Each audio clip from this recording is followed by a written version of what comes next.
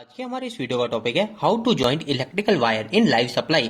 मतलब कि हम चालू लाइन के अंदर ही इलेक्ट्रिकल वायर को कैसे जॉइंट करें। दोस्तों यह जो आज का हमारा वीडियो है ये वीडियो काफी ज्यादा इंपॉर्टेंट है, पर कई लोग इस वीडियो को गलत तरीके से समझ सकते हैं। तो मैं आपको पहले ही बता दूं कि ये जो वीडियो है ये वीडियो काफी इंपॉर्टेंट होने वाला है, क्योंकि इस वीडियो के अंदर मैं आपको कुछ बेसिक जानकारी देने वाला हूँ जो कि अगर आपको कभी भी लाइव सप्लाई में वायर को ज्वाइन करना है तो आपके जरूर काम आएगी। अब दोस्तों कई लोग यहाँ पर यह सवाल बोलेंगे कि आप लोगों को यह बता रहे हो कि आप चालू सप्लाई में ही इलेक्ट्रिकल केबल को ज्वाइन करो, पर दोस्तों ऐसा बिल्कुल भी नहीं है। मैं आपको यह नहीं सिखा रहा हूं कि आप लाइव सप्लाई में जाके इलेक्ट्रिकल वायर को ज्वाइन करो। मैं सिर्फ आपको यह बता रहा हूं कि कभी अगर आपको लाइव सप्लाई में जाके इलेक्ट्रिकल केबल को ज्वाइन करना पड़े तो उस समय आपको किस बात का ध्यान रखना है। और दोस्तों मैं आपको साथ में यह भी बता दूं कि ऐसा कोई जरूरी नहीं है कि आप लाइव सप्लाई के अंदर वायर को ज्वाइन नहीं कर सकते। अगर आप बड़ी बड़ी ट्रांसमिशन लाइन की भी बात करते हैं तो वहां पर जो भी वर्क होता है ना वो हमारे लाइव सप्लाई के अंदर ही होता है। और दोस्तों वह सभी इतनी हाई केवी लाइन पर सारा काम इसलिए आसानी से कर लेते हैं क्योंकि वो अपनी पूरी सेफ्टी का ध्यान रखते हैं। और दोस्तों यही सेफ्टी का ध्यान हमें भी रखना चाहिए। इसके अलावा दोस्तों चालू सप्लाई के अंदर वायर ज्वाइन करने की बात तब सामने आ जाती है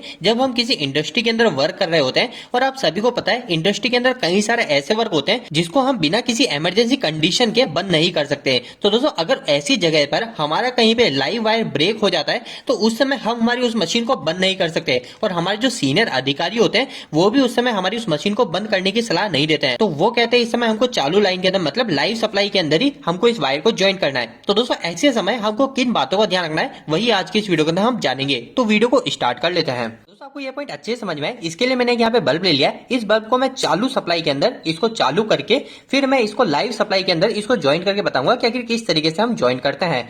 वैसे दोस्तों यह करना आसान होता है, लेकिन यहाँ पर हमको सेफ्टी का जरूर से ध्यान रखना चाहिए। सबसे पहली और सबसे महत्वपूर्ण सेफ्टी आपको यह रखनी है कि जब भी आप इस तरीके का कोई भी वायर को ज्वाइन करते हैं, इस तरीके का कोई भी काम करते हैं, तो आपके साथ में कोई ना कोई एक इंसान एक्स्ट्रा में होना चाहिए जिसको इलेक्ट्रिकल की समझ हो। और हो सके तो वहां पे अगर आपका सीनियर कोई हो तो और ज्यादा बेहतर रहता है, क्योंकि कोई गलती से भी ऐसी कंडीशन पैदा हो जाती है जो हमारे लिए नुकसानदायक हो सकती है। तो उस समय अगर कोई एक्स्ट्रा में आदमी रहेगा, कोई सीनियर रहेगा, तो उस समय वो एक्शन लेके उस गलती को सॉल्यूशन फटाफट से कर सकता है। इसलिए नंबर 1 सेफ्टी यही है कि उस समय हमारे साथ में एक इंसान होना चाहिए जिसको इलेक्ट्रिकल की समझ हो।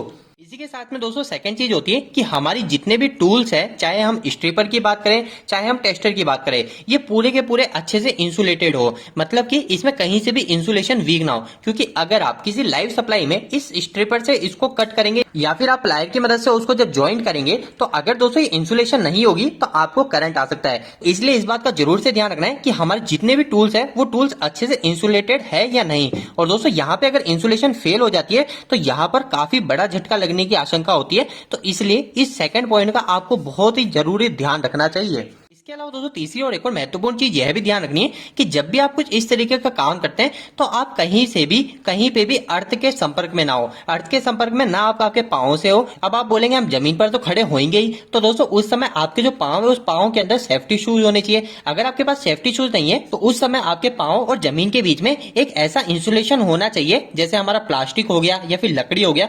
तो इस चीज का आपको ध्यान रखना है, हमको जमीन से डायरेक्ट संपर्क में नहीं होना है। यहाँ पे जमीन से मेरा मतलब यह है कि आप किसी भी दूसरी चीज से टच ना हो, ना आप दीवार से टच हो ना आप जमीन से टच हो। इसके अलावा दोस्तों एक और बात का ध्यान रखिए कि हमारे किसी दूसरे वायर को एक साथ में टच ना करें।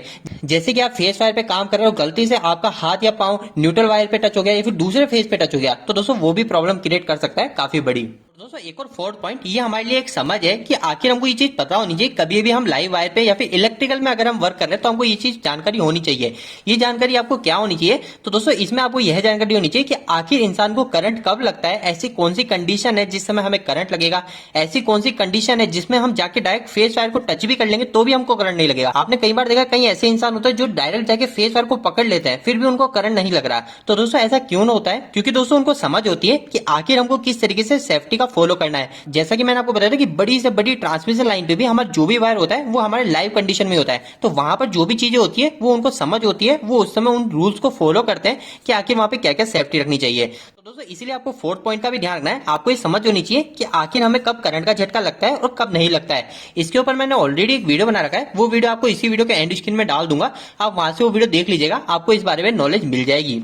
दोस्तों अब इन सभी बातों के बाद में हम इस बल्ब में लाइव सप्लाई देके इसको ज्वाइंट करते हैं कि आखिर लाइव सप्लाई में किस तरीके से ज्वाइंट किया जाता है। तो सबसे पहले मैं हमारे इस बल्ब को चालू कर लेता हूं। तो मैंने जैसे इसको वायर लगाया और ये हमारा बल्ब चालू हो जाएगा। अब दोस्तों इसके बाद में मैं क्या करता हूँ, हमारा जो बल्ब है इस बल्ब के अंदर हमारा जो फेस और न्यूट्रल जा रहा है इसमें से एक फेस वायर को मैं कट कर देता हूँ, मतलब इसकी सप्लाई को बीच में ब्रेक कर देता हूँ। दोस्तों यहाँ पर ध्यान रखने वाली बात ये कि मेरा कहीं पे भी हाथ इस प्लायर की बॉडी पे टच ना हो जाए, क्योंकि अगर मेरा हाथ इसकी बॉडी पे टच होता है और साथ साथ में इसको कट करता हूँ तो मेरे को करंट आ सकता है। तो मैं क्या करूंगा, मेरे हाथ को बिल्कुल इंसुलेशन के ऊपर रखूंगा और फिर बाद में इसको मैं कट कर दूंगा। तो अब मैं इसको कट कर दूंगा। ऐसा करते ही हमारा ये बल्ब बंद हो चुका है। दोस्तों इसके बाद में हमें नेक्स्ट चीज क्या फॉलो करनी है, हमें ये जो दोनों वायर है इन दोनों वायर को बिना टच हुए इन दोनों वायर को ओपन कर लेना है। यहाँ पे आप वायर स्ट्रिपर की भी सहायता ले सकते हैं और प्लास की भी ले सकते हैं। तो मैं अभी इस कटर की सहायता ले लेता हूँ और मेरा यहाँ पे वापस से मैं ध्यान दूंगा मेरा हाथ कहीं पे भी इसकी बॉडी पे टच ना हो जाए। तो दोस्तों अब मैं इसको यहाँ से ओपन कर लेता हूँ। इसके बाद में दोस्तों हमारा जो दूसरा वायर है इस दूसरे वायर को भी मैं यहाँ से छील लेता हूँ। तो मैं क्या करूंगा, ये वायर स्ट्रिपर की मदद से, ये अभी हमारा जो वायर है इस वायर में हमारा करंट है तो इस बात का ध्यान रखना है, इसको हमको बिल्कुल ध्यान से सावधानी पूर्वक छील लेना है। दोस्तों इसके बाद में आपको क्या करना है, इन दोनों वायर को बिल्कुल आपको इस तरीके से पकड़ लेना है और फिर बाद में आपको जो प्लास है इस प्लास की मदद से आपको इन दोनों को इस तरीके से टच करना है और फिर बाद में घुमा देना है। दोस्तों यहाँ पे ज्वाइंट करते समय भी आपको इस बात का ध्यान रखना है कि आपका हाथ कहीं पे भी प्लास की बॉडी पे टच ना हो, क्योंकि दोस्तों जो अधिकतर जो करंट के केस होते हैं वो इसी चीज में होते हैं कि हम जल्दीबाजी में जब भी काम करते हैं तो हमारा जो हाथ है वो इस बॉडी पे टच हो जाता है प्लास की और हमको उस समय करंट का झटका लग जाता है। दोस्तों अभी मैंने प्लास की सहायता से इन दोनों वायर को अच्छे ज्वाइंट कर लिया है। तो दोस्तों अब इसके बाद में एक और चीज बचती है कि हम इसको टेपिंग करें, तो अब हम इसमें टेपिंग भी कर लेते हैं। और दोस्तों मैंने इसको अब अच्छे से टेपिंग भी कर ली है। तो इस तरीके से हमारी लाइव सप्लाई में पूरा इलेक्ट्रिकल का वायर ज्वाइंट हो चुका है। लेकिन दोस्तों जब भी हम इस तरीके का काम इंडस्ट्री के अंदर या कहीं पर भी करते हैं तो उसके बारे में दोस्तों एक और महत्वपूर्ण पॉइंट यह रह जाता है कि जब भी हमारा नेक्स्ट ब्रेकडाउन आएगा, मतलब हमारी जो मशीन है उस मशीन को हम बंद करेंगे, तो उस समय हमने जो भी लाइव सप्लाई के अंदर वायर को ज्वाइंट किया था उस ज्वाइंट वायर को हम रीचेक करेंगे कि हमारा वो ज्वाइंट वायर है वो प्रॉपर हुआ था या नहीं हुआ था। तो दोस्तों एक छोटा सा वीडियो था जिसके अंदर मैं आपको बहुत महत्वपूर्ण और एक बेसिक सी जानकारी देना चाहता था। आप आगे से इस बात का ध्यान रखिए कि कहीं पर भी अगर हम इलेक्ट्रिसिटी को ऑफ करके ही काम करें तो वही सेफ होता है, लेकिन फिर भी अगर कोई ऐसी कंडीशन आ जाती है जब हमको चालू सप्लाई में काम करना है तो आप उस समय इन सभी रूल्स को फॉलो कीजिए जो कि आज मैंने आपको बताए हैं। दोस्तों उम्मीद करता हूं कि आज के इस वीडियो के माध्यम से आपको कुछ बेहतर जानकारी मिली होगी। आपको ये वीडियो कैसा लगा, इस वीडियो को लाइक करके जरूर बताएं। अगर आपका कोई भी सवाल इस वीडियो के प्रति इलेक्ट्रिकल जुड़ा तो आप मुझे नीचे कमेंट बॉक्स में कमेंट करके पूछ सकते हैं। इलेक्ट्रिकल वीडियो अगर आप पसंद करते हैं आज हमारे चैनल को सब्सक्राइब कर लीजिए। आज के लिए इतना ही, धन्यवाद।